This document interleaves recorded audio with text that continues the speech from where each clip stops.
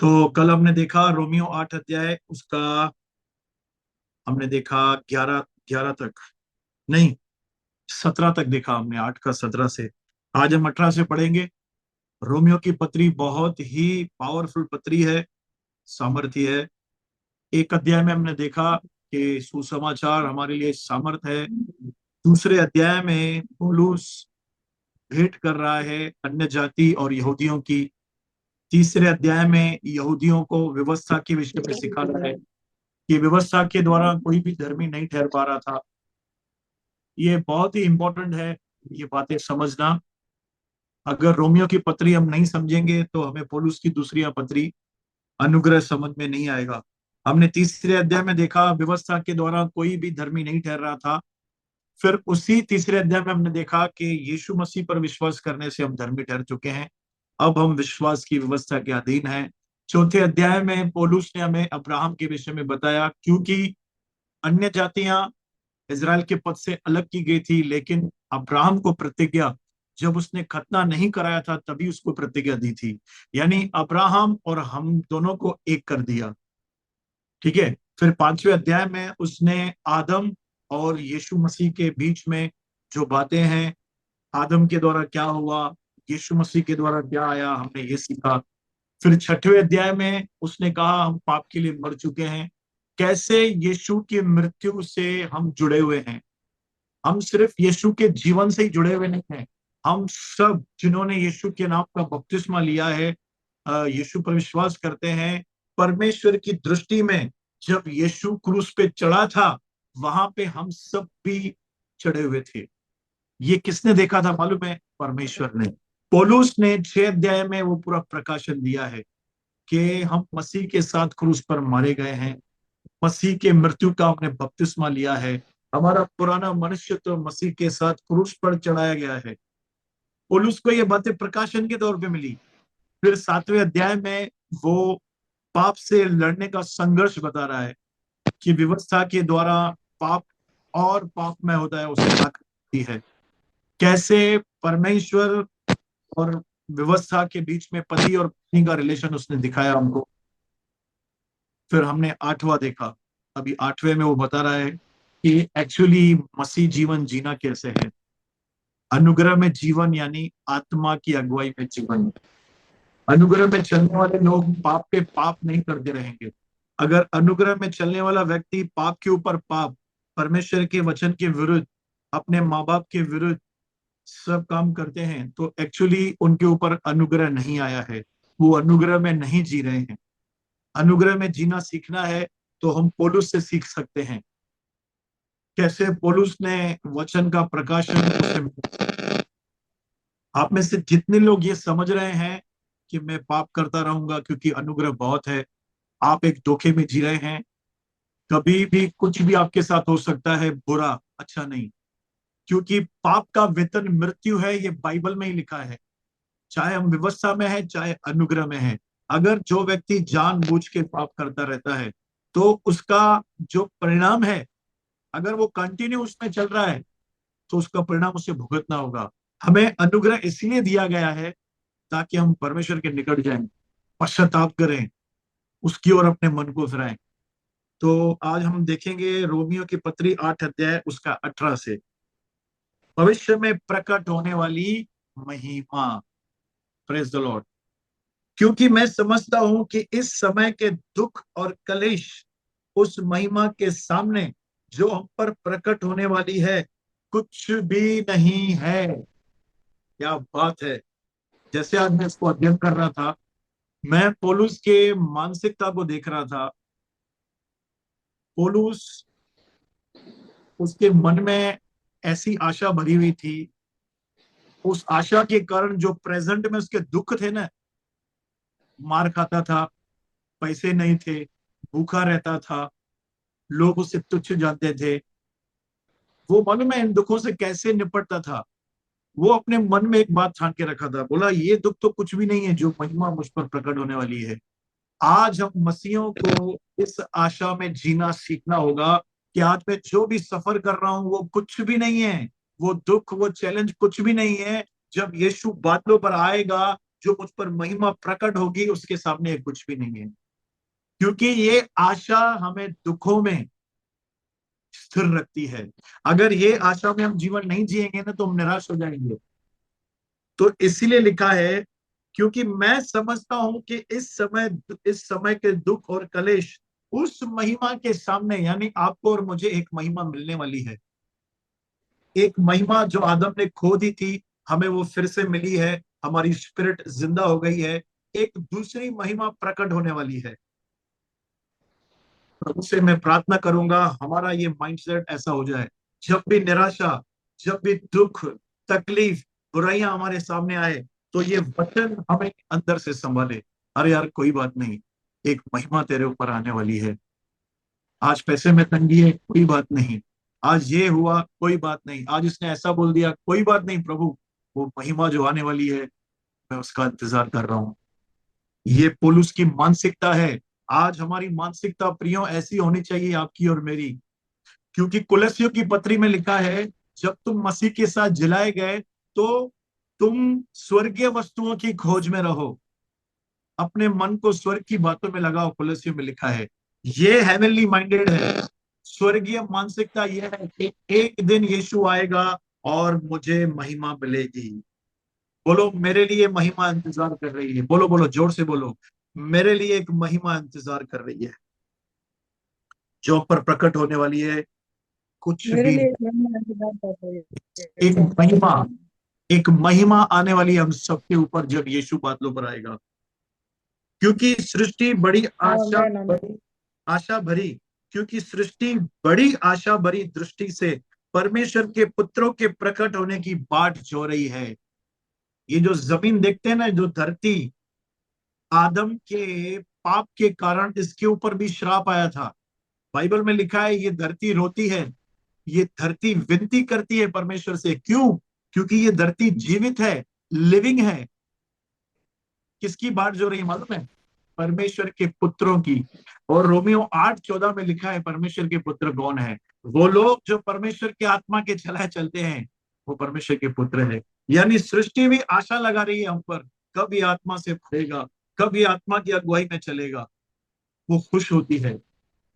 क्यों मालूम है? जब हम आत्मा में चलते हैं तो पाप की प्रभुता हम पर नहीं होने की, श्राप की प्रभुता हम पर नहीं होने की।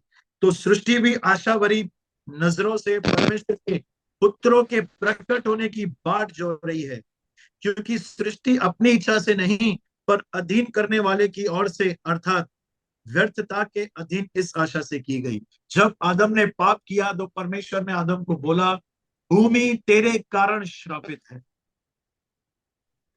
भूमि तेरे कारण, तूने जो पाप किया, तूने जो आज्ञा नहीं मानी, इस कारण मैं भूमि को भी श्रापित देता हूं। उस दिन से भूमि कराहती है। फिर नोहा के समय इस भूमि को रेस्ट मिला। फिर नोहा के बाद फिर वो वायरस चालू हो गया। आज तक ये भूमि कराहती है। बाट जो रही है परमेश्वर के पुत्रों की। कौन सी बाट जो रही है? एक तो हमारी बाट जो रही है, एक प्रभु यीशु मसीह के बादलों पर आने की बाट जो रही है।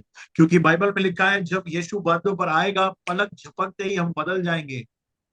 ये अविनाशी, ये नाशवान अविनाशी को पहन लेगा, महिमामय देह हमको मिलेगी। आमेन। और कि सृष्टि भी आप ही विनाश के दास्तव से छुटकारा पाकर परमेश्वर की संतानों की महिमा की स्वतंत्रता प्राप्त करेगी। एक नया यरूशलेम, जिसे प्रकाशित वाक्य में पढ़ेंगे तो उसमें लिखा है, नया शहर यरूशलेम, नई धरती परमेश्वर बनाने पर है, सब कुछ नया करेगा। तो उसकी आशा कौन करता है मालूम है? ये सृष्टि भी आशा लगा बैठी है। तो सोचो हमको कितनी आशा लगानी चाहिए कि यार जल्द ये टाइम खत्म होगा। जो दुख में देख रहा हूं, उस महिमा के आगे कुछ भी नहीं।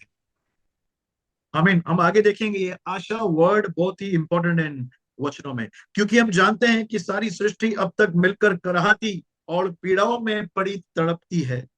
और केवल वही नहीं, पर हम भी, जिनके पास आत्मा का पहला फल है, यानी पवित्र आत्मा का पहला फल प्रेम, जो भी पवित्र आत्मा हमें दिया गया है, यीशु मसीह जो हमें दिया गया है, बोलता है हम भी कराहते हैं। देखो कई बार दुख आते हैं ना, हम बोलते हैं यीशु जल्दी आना, प्रभु जल्दी आ। कराहते रहते हैं, कराहते रहते हैं। और लेपालकपन की लेपालक होने की अर्थात अपनी देह से छुटकारे की बाहर बाट जोते हैं कि कब मैं उस महिमा में जाऊंगा। जो लोग स्पिरिट में चलते हैं, आत्मा में चलता है, आत्मा के अनुसार चलते हैं, वो इस आशा से भरे हुए रहते हैं कि मुझे एक महिमा मिलने वाली है,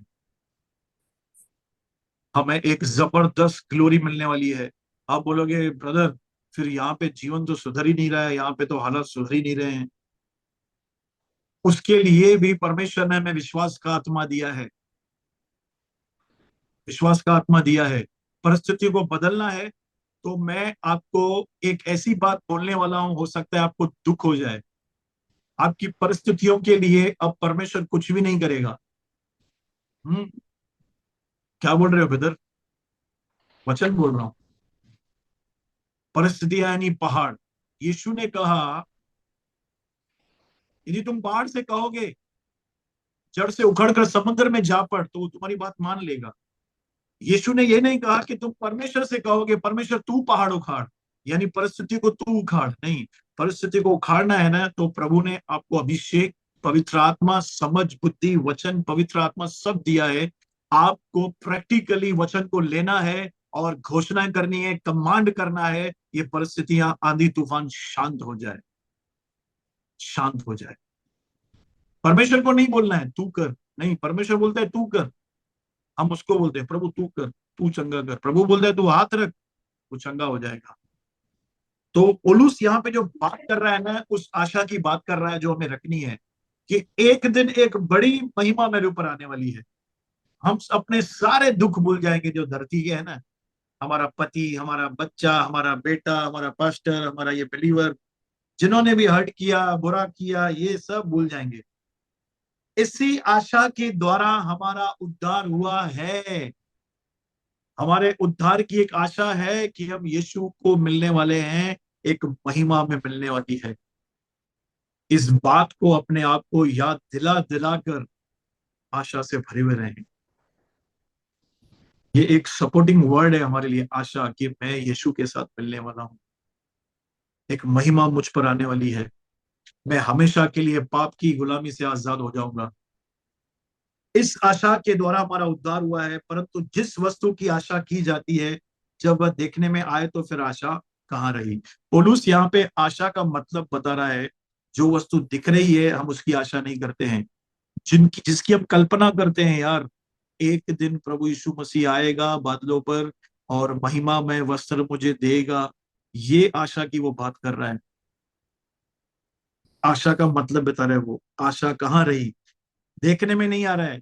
हम सिर्फ वचन में पढ़ते हैं पर दिखने में कुछ भी नहीं आ रहा है, लेकिन हम आशा करते हैं कि यीशु आएगा, महिमा हमें देगा।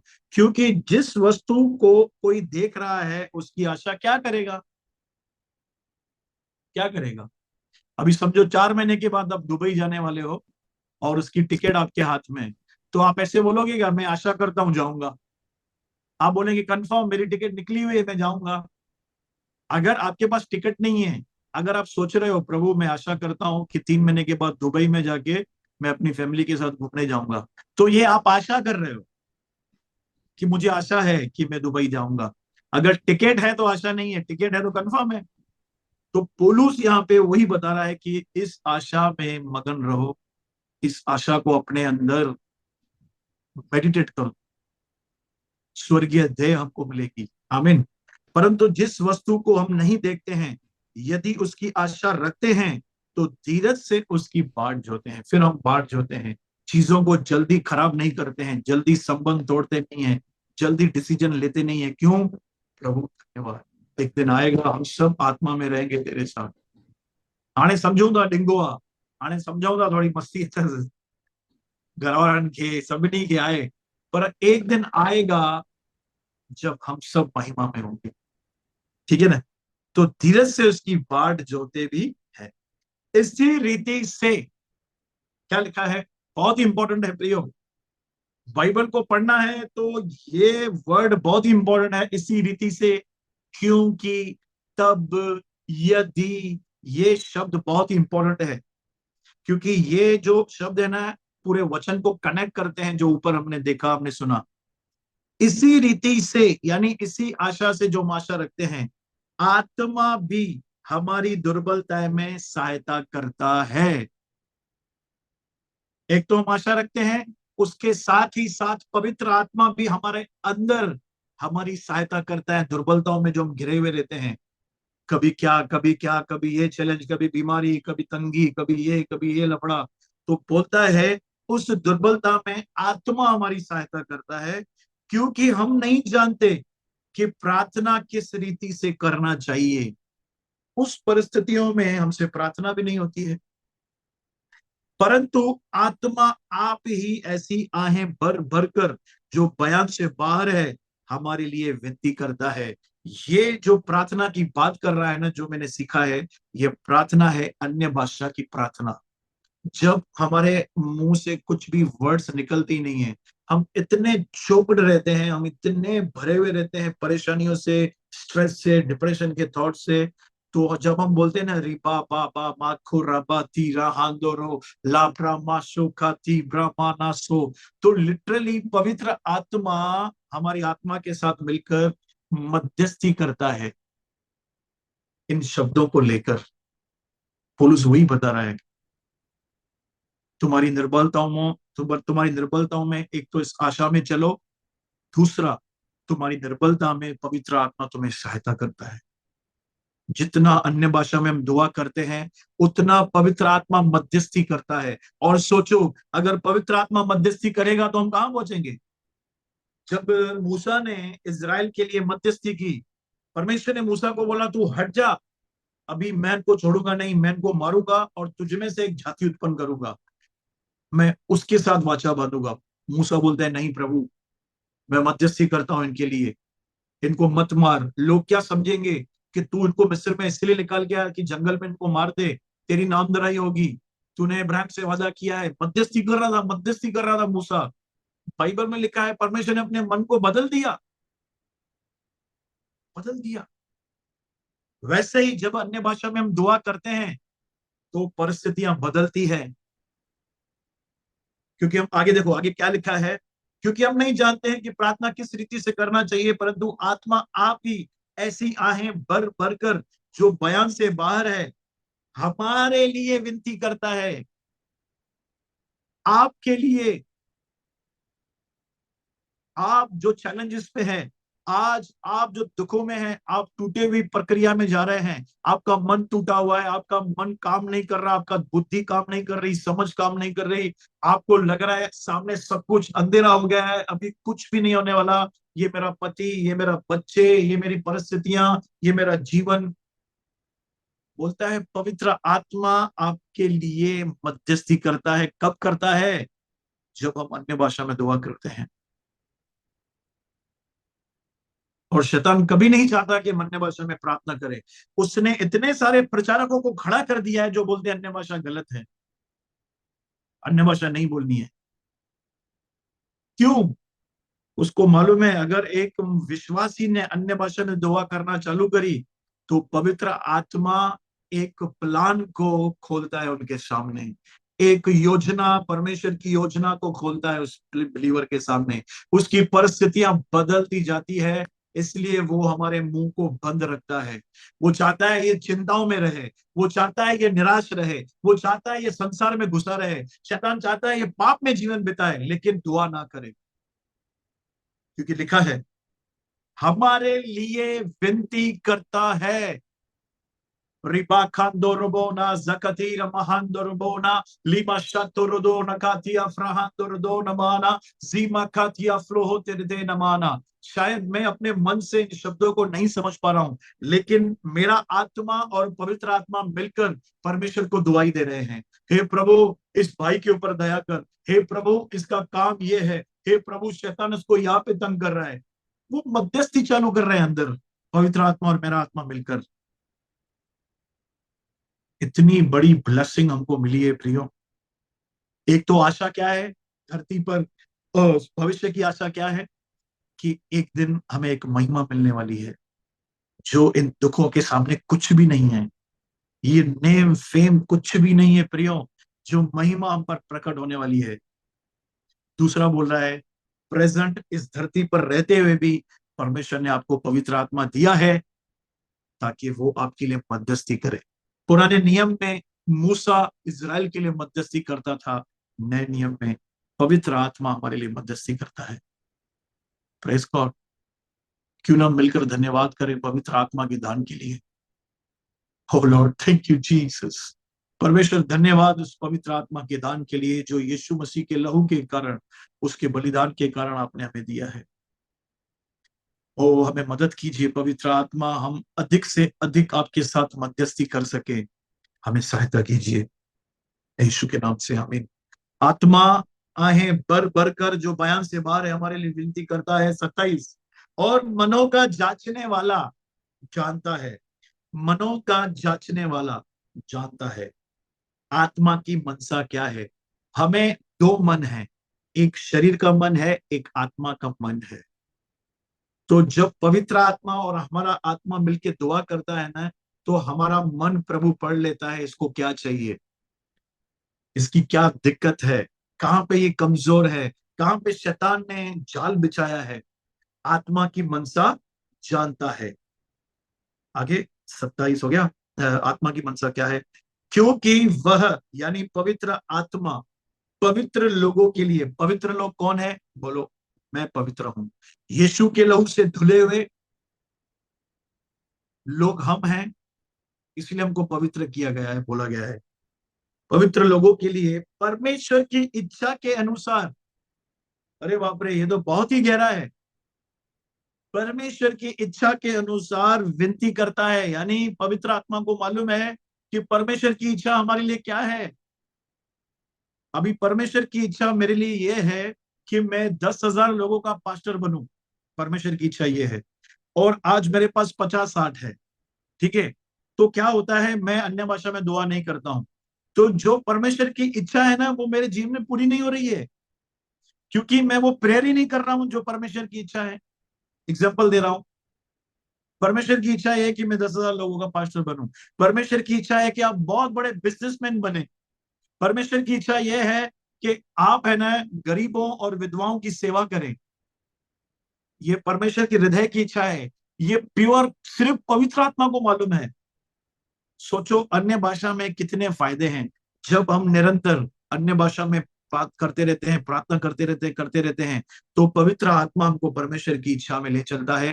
राइट पीपुल, सही लोग, सही जगह और सही समय में हम पहुंचते हैं। हम इजरायलियों से बहुत ही बढ़कर है, मालूम है। पुराने नियम के विश्वासी और हमारे विश्वासियों में बहुत फर्क है। पुराने नियम का यर्मिया, यशाया, एलिया, दानियल, दाऊद, इनको एक साइड रखो और नए नियम के एक विश्वासी को एक साइड रखो।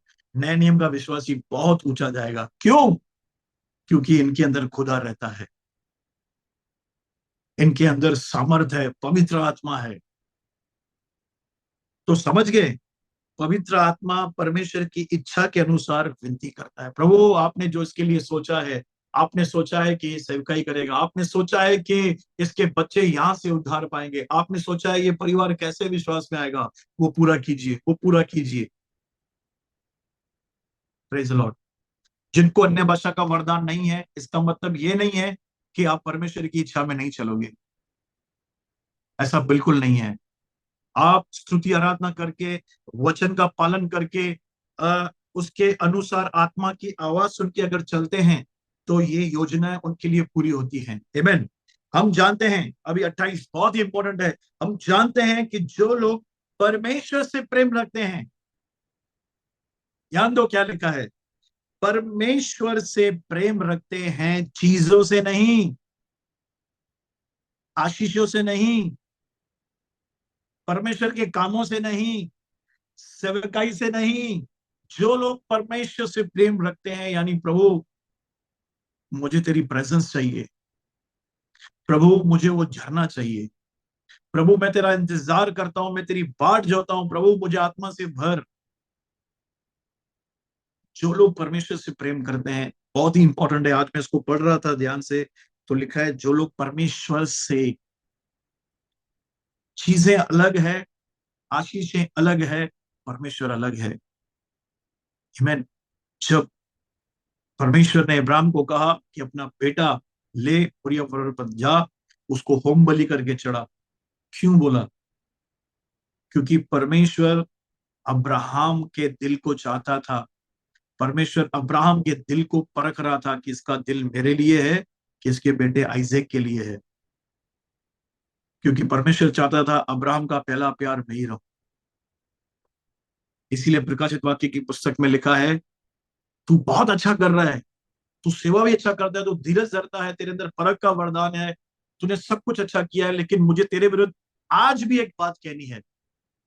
तूने अपना पहला सा प्रेम, लगाव जो मेरे साथ होना चाहिए, छोड़ दिया है।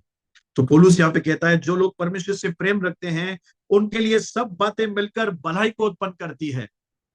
भलाई को उत्पन्न करती है, भलाई, अर्थात उन्हीं के लिए जो उसकी इच्छा के अनुसार बुलाए गए हैं। और हम सब प्रभु यीशु में परमेश्वर की इच्छा से बुलाए गए हैं। क्योंकि यूहन्ना 1:12-13 में लिखा है, जो लोग यीशु को ग्रहण करते हैं, परमेश्वर ने उन्हें उसकी संतान होने का अधिकार दिया है।